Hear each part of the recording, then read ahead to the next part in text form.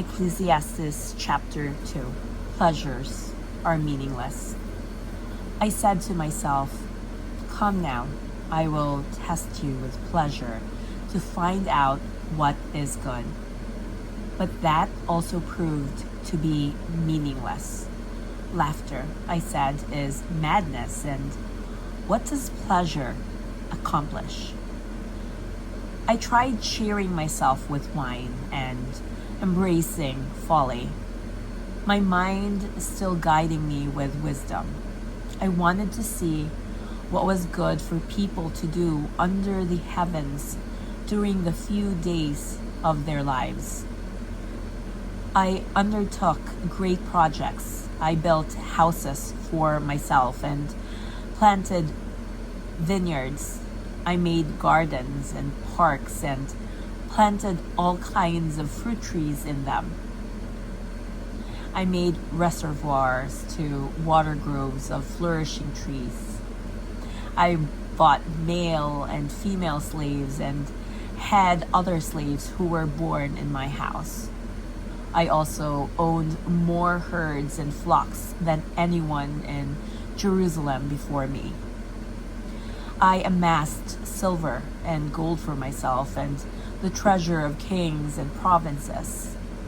I acquired male and female singers and a harem as well, the delights of a man's heart. I became greater by far than anyone in Jerusalem before me. In all this, my wisdom stayed with me. I denied myself nothing my eyes desired. I refused my heart no pleasure. My heart took delight in all my labor, and this was the reward for all my toil. Yet, when I surveyed all that my hands had done and what I had toiled to achieve, everything was meaningless. A chasing after the wind. Nothing was gained under the sun. Then I turned my thoughts to consider wisdom and also madness and folly. What more can the king's successor do than what has already been done? I saw that wisdom is better than folly, just as light is better than darkness. The wise have eyes in their heads, while the fool walks in the darkness. But I came to realize that the same fate overtakes them both. Then I said to myself, the fate of the fool will overtake me also. What then do I gain by being wise? I said to myself, this too is meaningless.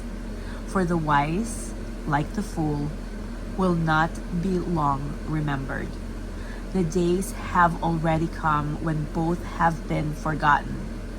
Like the fool, the wise too must die. So I hated life because the work that is done under the sun was grievous to me.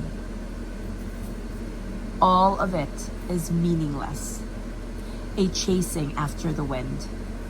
I hated all the things I had toiled for under the sun because I must leave them to the one who comes after me. And who knows whether that person will be wise or foolish. Yet they will have control over all the fruit of my toil into which I have poured my effort and skill under the sun. This too is meaningless. So my heart began to despair over all my toilsome labor under the sun. For a person may labor with wisdom, knowledge, and skill, and then they must leave all they own to another one who has not toiled for it.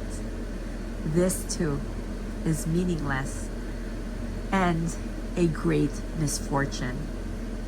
What do people get for all the toil and anxious striving with which they labor under the sun? All their days, their work is grief and pain. Even at night, their minds do not rest. This too is meaningless.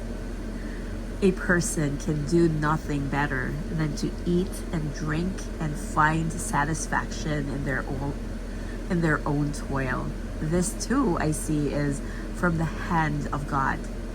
For without him, who can eat or find enjoyment? To the person who pleases him, God gives wisdom, knowledge, and happiness. But to the sinner, he gives the task of gathering and storing up wealth to hand it over to the one who pleases God. This too is meaningless, a chasing after the wind.